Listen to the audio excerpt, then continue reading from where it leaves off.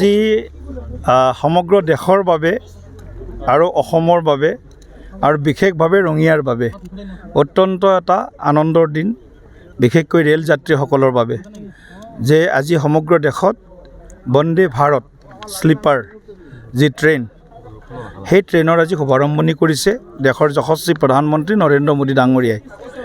আৰু ইতিমধ্যে কামাখ্যা ষ্টেচনৰ পৰা মুখ্যমন্ত্ৰী ডক্টৰ হিমন্ত বিশ্ব শৰ্মা ডাঙৰীয়াই নামনি মোৱা কামাখ্যা ষ্টেচনৰ পৰা আমাৰ হাওৰালৈকে বন্দে ভাৰত এক্সপ্ৰেছ স্লিপাৰ ট্ৰেইনৰ শুভাৰম্ভণি কৰিছে। আৰু কিছু সময় পিছতেই আমি ৰঙিয়াত আনুষ্ঠানিকভাৱে বন্দে ভাৰত স্লিপাৰ ট্ৰেইনৰ ইয়াত ফ্লেগ অফ কৰিম।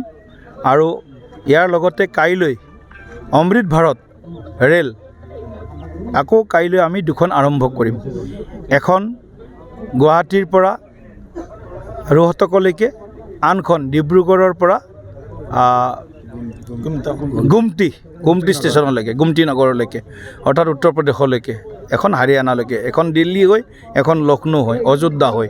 গতিকে এই দুখন ট্ৰেইনৰ কালি সুবিধা অসমবাসীয়ে লাভ কৰিব। লগতে আৰু বিভিন্ন ভাৰতবৰ্ষৰ বিভিন্ন ট্ৰেইন আজি প্ৰধানমন্ত্ৰী ডাঙৰীয়াই উদ্বোধন কৰিছে। গতিকে আমি খুব আনন্দিত যে দৰং ওদালগুৰি লোকসভা সমষ্টিৰ সাংসদ হিচাপে এই দুইখন ট্ৰেইনৰ ষ্টপেজ আমি ৰঙিয়াত পাইছোঁ।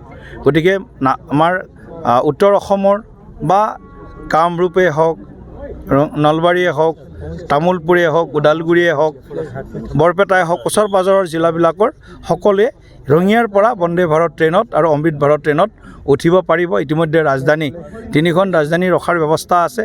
এখন ৰাজধানী 503খন ৰখাৰ এতিয়া হোৱা নাই, সেইখনৰ কাৰণে প্ৰয়াস চলি আছে। নিশ্চিতভাৱে আমি অনাগত দিনত তাৰো সুবিধা লাভ কৰিব। সেইখিনিও হ'ব, এইখিনিও হ'ব চব ৰঙিয়াত। অকলতো আৰু সকলো কথা ৰঙিয়াত নহয়, কাৰণ অকল ৰঙিয়াই নহয় মোৰ সমষ্টি একেবাৰে বাঢ়িব। অমৃত ভাৰত ষ্টেচনৰ অণ্ডাৰত এইটো নিৰ্মাণ কাৰ্য চলি আছে, বাঢ়িব। 2-3 नंबर टॉयलेट नहीं, मैं अच्छे DRM को कहूँ 2-3 प्लेटफॉर्म में टॉयलेट नहीं है, वो थोड़ा बना करके जरूर कर दीजिए। और इसमें ड्रेनेज सिस्टम का भी प्रोजेक्ट भेजा है। ड्रेनेज सिस्टम, स्पोर्ट्स कॉम्प्लेक्स का भी ड्रेनेज सिस्टम के करीब 12 करोड़ का प्रोजेक्ट भेजा है, और स्पोर्ट्स कॉम्प्लेक्स का भी 11 करोड़ का प्रोजेक्ट भेजा है। तो उसका भी अभी विचाराधीन है। बंद हो एक्सेलेरेटर की सब सीखा से माननीय मुख्यमंत्री महोदय उद्বোधन কৰিব ফ্লেগ অফ কৰি।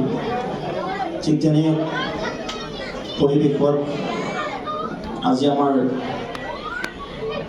ৰঙিয়া ষ্টেচনত উপস্থিত থকা আমাৰ DRM অনন সদাশিৱ ডাঙৰীয়া চিত্ৰ আমি দেখিবলৈ পাইছোঁ। আজি আমাৰ মাজত উপস্থিত থকা ৰঙিয়া সমষ্টিৰ মাননীয় বিধায়ক অৱেশ কলিতা ডাঙৰীয়া, আমাৰ DRM ধৰমজী প্ৰমুখে